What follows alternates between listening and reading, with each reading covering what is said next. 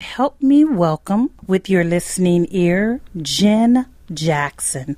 She is a financial coach, an author, a speaker, a wife, and a mom. Her passion is to help people win with money so they can reach their financial goals and dreams. Jen has spent the past 13 years working in personal finance while helping individuals and businesses. Jen believes that anyone can win with money and has made it her life's mission to change the financial futures for as many people as she can. Well, hon, you can start with me. How about that? Welcome. Hello. Thank you, Gena. Oh, I'm grateful to be here. Well, I want to say that Jen was a part of the Authors Fair that was right here at the Allen County Public Library in December. And when I checked out her bio and the book that she actually wrote, recently published, I didn't want to have her on just as a guest with several other people. I wanted to start off January, and I asked her if she would please hold off and come off. And so I thank you so much for being here. Yes, thank you. Yes. I'm excited to be here. Yes. So let's just, where do we start? I've read your bio, but tell me from your own words, who is Jen Jackson? Jen Jackson is a very passionate, outspoken person. And I like to use my life experiences, the things that I've learned, the things that I have seen people do, both good and bad, as I've been coaching them, and use that information to help other people, to inspire them and to change their lives. And where did this journey begin? This journey began back in 2006. After I graduated college, I got a job at Parkview working as a financial counselor, and I did that for 5 years. And I worked with a lot of people and with their medical bills, trying to help them figure out how they could get their medical bills paid. And then I got my MBA, and in 2011, I went on to work as a regional credit manager for an HVAC distributor. So then I was collecting money and helping businesses. And that was quite an eye-opener, because I just assumed, well, business owners know how to handle money. And although there were some that did, I was shocked at how many business owners had a hard time paying their bills. And really, if you think about it, that's because the business owners don't know how to handle money. And so then that transfers over to their business. And so after about 2.5 years there, I said, you know what, I want to go on my own, and I want to help people and do it my way rather than collecting money from people. I want to teach people how to win with money so they don't have collectors calling them, so that they can have financial freedom. The cool thing about the book that you've written, and it's called Jenny's Pennies. That's a cool name. Thank you. Is that it is it's for the common, ordinary person. It's not a bunch of double talk that I can't understand. Mm-hmm. And that's the cool thing. How did you come with that concept? Well, especially as a financial consultant, because you speak up here above our heads. So what allowed you to bring it down to the level that we could understand? Yeah, I'm a financial nerd. Okay. But I love doing spreadsheets and budgets, and a lot of people are like, what in the world is wrong with you? That is fun to me. However, I do understand that not everybody is wired the same way as I am. And so a lot of the things that I saw when working with people in businesses, they just didn't understand money. One, because nobody ever taught them. Or two, it was explained to them in a way that they kind of had this deer in the headlights look, or their eyes glossed over. And I said, man, people can learn about money. It does not have to be complicated. And so the Jenny's Pennies actually started as a YouTube video series where I took a financial topic and spent about 5 minutes breaking it down into ways that were simple and easy to understand. And so then I decided, my husband kind of pushed me to write a book, and I had planned on writing a book, but not yet. And so what I decided to do was to take these concepts that I had, these things I wanted to teach in videos, and put them in the book and make it super easy for people to understand. Mm-hmm. And in my book, Jenny's Pennies, Your Financial Success Begins Today, it is in color The chapters are short, and it is written as if I was speaking to you. I didn't want it to be very formal and talking down to someone. I wanted it to be as if I was having a conversation with someone. And I've gotten phenomenal feedback from people on this book explaining that, they tell me I'm not good with money, or, I wasn't good with it before because I just didn't understand it, but you were able to explain it in a way that made it easy for me to understand. And so to me, that's great, because that's what I was going for. Well, that's the concept that I got. I'm jumping to the book, but I want to start with the topics that we identified, and then you can take it right on into the book. Yeah. One of the topics that really intrigued me was when you say that there's a difference between New Year's resolutions versus New Year's goals. Can you speak to that? Yeah, so a lot of times when we make New Year's resolutions, there's kind of like this joke, like, okay, we'll do it for the month of January, and that's kind of it. And most people assume that it's not going to be something that they change for good. And a lot of people will say, I'm going to get out of debt, or I'm going to save money, and then they don't stick to it. Where a goal is an action plan. It is an actual plan that you do, and to stick with it. And so the things that goals, you have to be specific. You have to know the what. What are your goals? You have to know the when. Specifically, when are you going to accomplish that goal? And then the how. How are you going to get there? So an example that I like to use is, let's say you're wanting to pay off $12,000 worth of credit card debt. Well, you don't just say, like a typical resolution would be, well, I'm going to pay off debt. It's too vague. So you want to say, I'm going to pay off $12,000 of credit card debt beginning January 1st, 2019. I'm going to have it paid off by December 31st, 2019, and I'm going to pay $1,000 a month. That takes care of the what, the when, and the how. And then you need to make sure that you're reassessing your goals to see, are you behind? Are you ahead of schedule? And keep them in a place write them down and keep them in a place where you can see them, whether it's on your phone, at your desk, and constantly be reminded of those goals. And those goals that you've said, she's just talked about, are in chapter 1, setting goals. Yes. So you have, 6 different specific goals that that you focus on? 6 different ways to help you reach your goals. Yeah. Right. And where in this picture does the finding the why? I love that. Finding the why. Explain that. Yeah. So you can set goals all you want, but it's easier to stick with it when you know your why. Why is it you're doing it? If you don't have a passionate why, then you're less likely to stick with those goals. So if your why is, I'm tired of collectors calling me, I want to retire with dignity and not just be living on Social Security, I want to get out of poverty, I want to break the family cycle, generation of poverty and making financial mistakes. I want to break that. That is my why, because I don't want my children to make the same mistakes. And if you are passionate about it, that will help you through the struggles, through the frustrations, and help to push you through. Your why is so important. Have you ever struggled with your finances yourself? Yes, my husband and I made quite a few financial mistakes, and I talk about that in the book, but we made quite a few financial mistakes, and it ended up leading to us separating in 2011. And so when we were working on our marriage while we were separated, one of the things that we said was, we've got to get a hold of our money. And so we really started working on it and doing a budget together and stopped going into debt and paying off debt.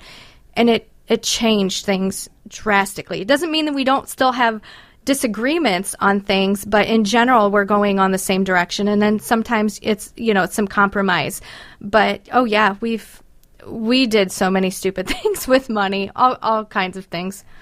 And the steps that you used were the steps that are in the book. Yes, yeah. Mm-hmm, paying cash for things. And really, we took it slow. There are some people who want you to just full force right at it. And the problem is you have to work on behavior modification. Thank you. That's good. And that is one of the things that I really focus on with my clients is take small steps. So our first step was to just stop using credit cards.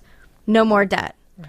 And then we got used to that, and then we started, because we used to eat out all the time, and then we would cut back on that just a little bit, and then we get used to that, and then we tighten up a little bit more and pay extra on our debts. So it wasn't the shock effect then. It was not a shock effect. It was just slow and steady, and that the longevity. I mean, you just build on one thing, and you get used to that and build on another. Otherwise, what can happen is we feel like a failure. I set this goal too high, and big goals are phenomenal, but you need to do smaller steps to get there. So celebrate those small steps and those small victories, and then move on to the next thing. And it's just, like I said, behavior modification. I like what you said, and I think this is in chapter 1 too. Tell your money where to go. Yes, because with a budget, and a lot of people think that B word is a bad word, right. But really it's not. I mean, when you do a budget, you are saying, okay, money, you are going to go here. This amount is going to go for rent. This amount is going to go for groceries. If you want to go out to eat, you can tell your money, hey, I'm allocating this amount to go out to eat. If you want to go get your nails done, whatever, you plan that ahead of time. So it's not that you can't go out and do anything and you're like living in this cave as a hermit. You can go do things, but you tell your money before the month begins, hey, this is what we're going to do. And sometimes you readjust, but you can still have fun on a budget. I love that, because as a person who's likes to be in control, yes, that shifts my thinking to not having to be in control of where my money is going. Mm-hmm. Yeah. And think about this too. I mean, okay, it's January. It's going to be tax time. People are going to do their taxes. And you get your W-2s, you go to do your taxes, and you're like, I made all that money. Where did it go? Mm-hmm. We have nothing to show for it. Well, if you're not doing a budget, money is it's gonna leak out, and it's gonna go all over the place, and you're gonna have no clue where it went. So you need to be proactive. You are in control of your money, so act like it. I love that. This is the first. Can you talk about this zero-based budget? Yeah. This is the first, because I've looked at several books and YouTube, and then it gets to a place when I'm looking at budgets and a lot of other different things that it's not doesn't work. Mm-hmm. And so it's like, okay, I'll go back to that, and I never get to it. But I love what you have in your book and it's on Jenny's Pennies on page 9, and it's a zero-based budget. Talk to us about that. So the thing with the zero-based budget is you want to start with your estimated income, and then you want to tell every single penny where to go. If you are going to go to rent, if you're going to go to groceries. So when you subtract everything, there should be zero at the end. Now, I want to be very clear. That does not mean you let your bank account get to zero. It is saying every dollar is accounted for. Whether it is, like I said, rent, if it's going to retirement, I have a miscellaneous category in my budget, because there are just some things that will pop up, like kids' field trips. This morning, my son was like, oh, I need $47 for this field trip that we're going on that I didn't know about. And so in our budget, I do have a line item that's miscellaneous. And so at the end of your budget, you should have $0 left over to allocate. It should all be allocated. Yeah, so the paperback book can be purchased on my website, jenjacksonfc.com, and you can order it there. I ship them out the next day. For those people who like the digital, it is available on ebook as well. That can be purchased on Amazon.com, BarnesandNoble.com, or an Apple iBook. So the actual physical book can be purchased at any of my book signing events or on my website, and then the digital versions, those other places. Now, does the website talk about the upcoming events that you have? Yes. Okay. Yes. And I am in the works of adding some additional things that I have coming up. I'm pretty excited about some of the things I'm working on right now. You also teach a class online. Talk about it. One of the chapters in this book, I talk about ways to save money on groceries, both with and without using coupons. And a lot of people think when they hear the word coupons, they think of the show Extreme Couponer, and they say, I don't have time to coupon. And I tell people, you don't have to use coupons. I mean, you don't have to be an extreme couponer to use coupons, but you can save plenty of money without using coupons. And so I have a digital class that you can also find on my website. And I take many different grocery stores, national chains and some local chains, and I break down their apps, how to use their apps for money saving, how to look for clearance and the best things to get on clearance, how to use their digital coupons. And I really break it down by store. And I also talk about ways to save money on clothing, ways to save money going out to eat at restaurants. So it's not just about buying food as far as at the grocery store. I talk about a variety of ways. So it is a digital e-class, and it's broken down, and you can go at your own pace. So if you want to watch one video and learn that, master that topic, and then move on to the next thing, you can. And there's a lifetime, when you pay for the membership, there's a lifetime access to that. Awesome. So you go at your own pace. All right. Do you have an excerpt from the book you'd like to share with us? Yeah. So this one's a little bit more about the budgeting. So some people think of the budget as a bad word. They think that if they do a budget, it means that they can't have any fun and purchase the items they want. But that is not the case. The budget actually gives you freedom. You tell your money where to go instead of wondering where it went. You are in control of your money, so act like it.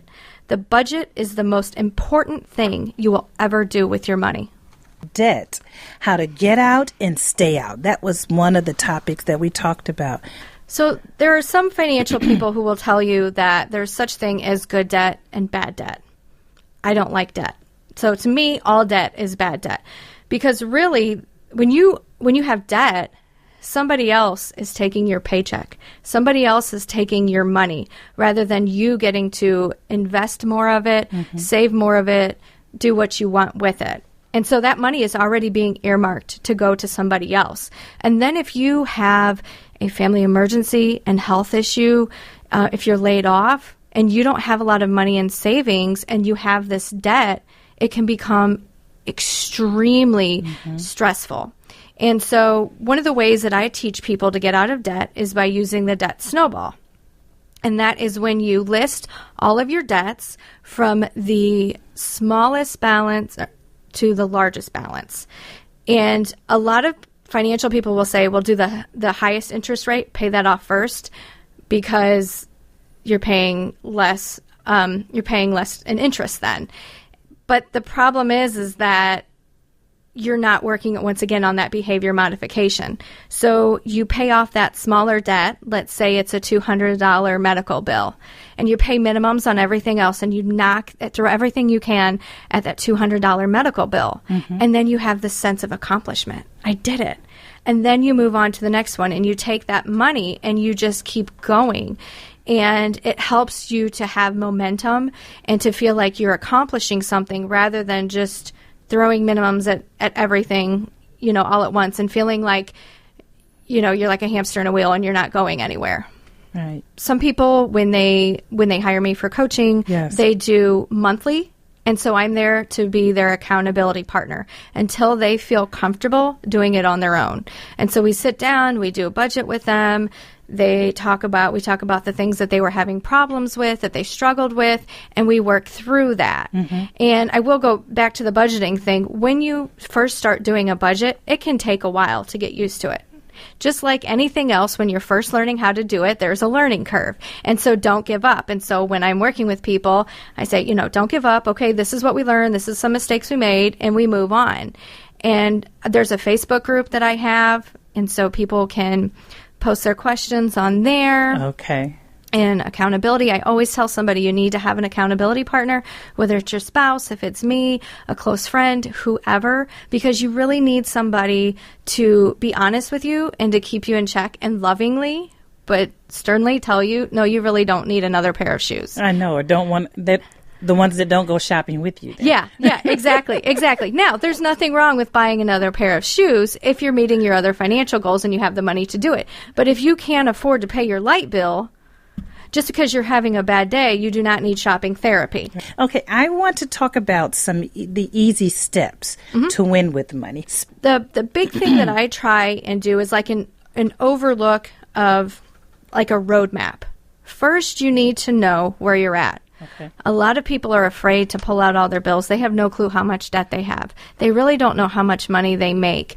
And so the first step is you got to know where you're starting. Know how much debt you have for each debtor. And then you need to know, well, where are you going? What's your destination? Okay, I want to have X, Y, and Z paid off. I want to have this amount at retirement. Then you need to know, how are you going to get there? What road are you going to take to get there? And that is the budget. That is where you are saying, okay, I'm going to pay this amount towards this debt, this amount towards this debt, this amount in savings. So it's like a roadmap. Know where you're starting, where you want to end, and then how you're going to get there on that journey. You actually were trained under a financial guru, I call him, a financial guru. Can you talk about that and how you went from that to your journey as a financial coach to putting this book together? Yeah, so many of you may know who Dave Ramsey is, and before I get into this story, I want to be very clear in that Dave Ramsey and his team do phenomenal work, excellent work. They are good people. He is good people.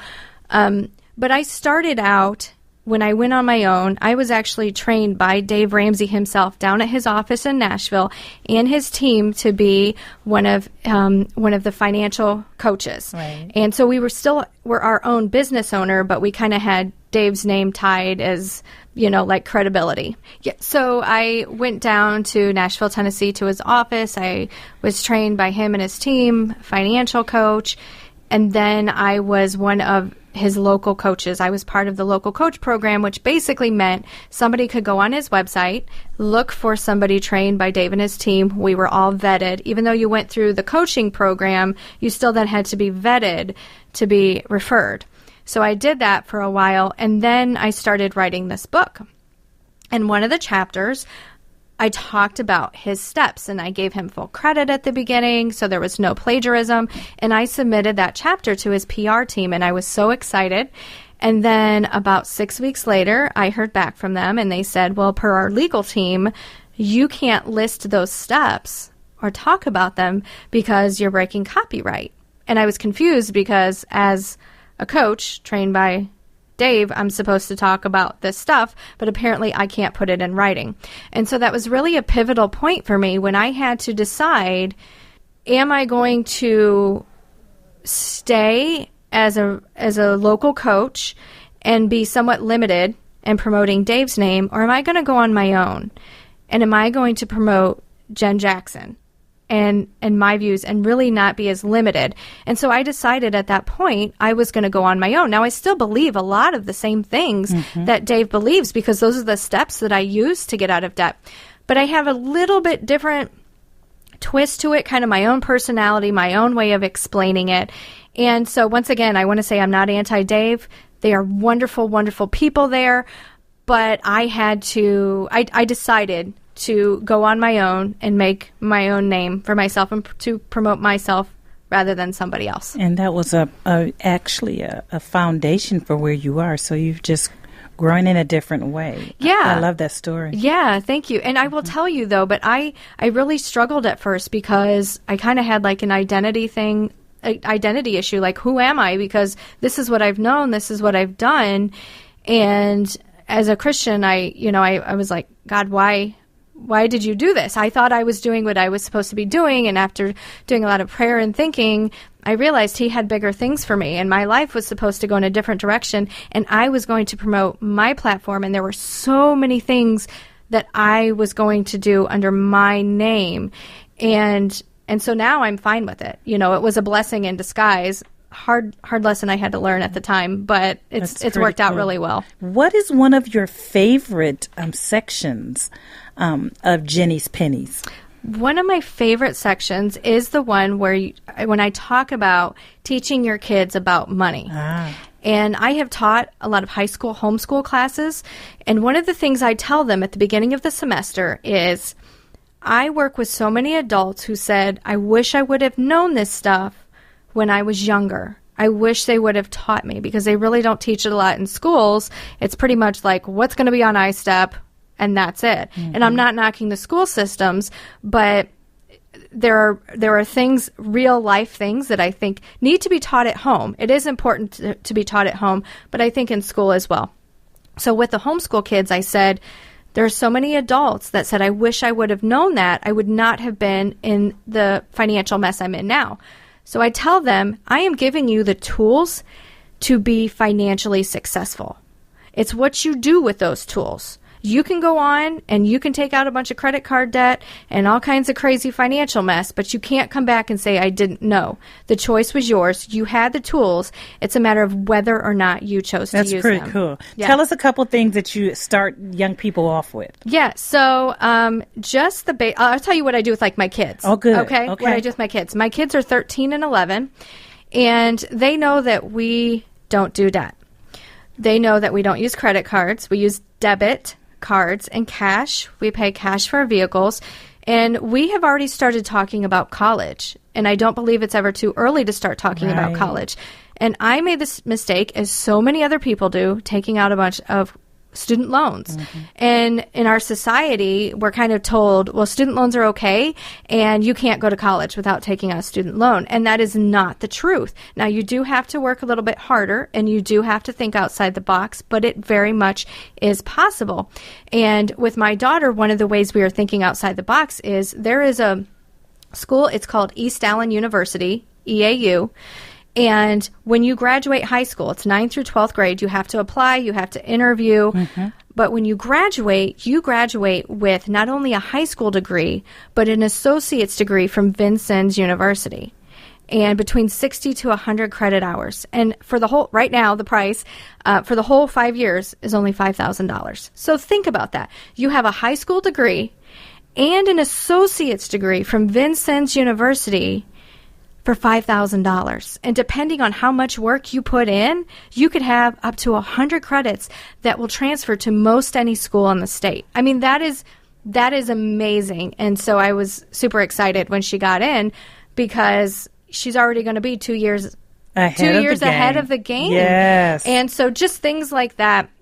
I try to teach my kids that, you can't do this. We just opened up a checking account for my daughter. Both of my kids have savings accounts. We just opened up a checking account for my 13-year-old daughter. She does not have a debit card. She does not have checks. She just has an ATM card. But what I'm teaching her is the fundamentals of reconciling your bank account, because I come into contact with so many adults who don't even know how to balance their checkbook. They just think when they go to the ATM, whatever the balance is their balance, regardless of if anything has cleared or not yet. And so it is just so important to me to teach them the foundations. And they kind of roll their eyes when I teach them, but I tell them, there are adults who don't know what you know. And you guys are 13 and 11. You will thank your dad and I later. Jenny's Pennies, Your Financial Success begins today. Is this your first book? This is my first book. Do you have a sequel coming? I have a second book that I am working on now. It's not directly a financial book. It's actually a motivational book. Okay. However, it does relate to money. So if somebody's depressed and they go on a shopping spree for retail therapy, or they don't work as hard at work because they're stressed or whatever, they don't have the high confidence, it directly affects their financial life. And so this next book that I'm working on is a motivational book to help people stay motivated to help their finances. So my book, once again, the title is Jenny's Pennies, Your Financial Success Begins Today. And you can find it on my website, JenJacksonFC, as in financialcoach.com. My e-class, my digital class on ways to save money on groceries is also available on my website. I'm available for coaching, individual coaching sessions, speaking events, classes, all kinds of stuff. I want to help people with their money. And so if it comes to helping people with their money, I'm available to help out. You have been listening to Speak Now with Gena. Thank you. Thank you.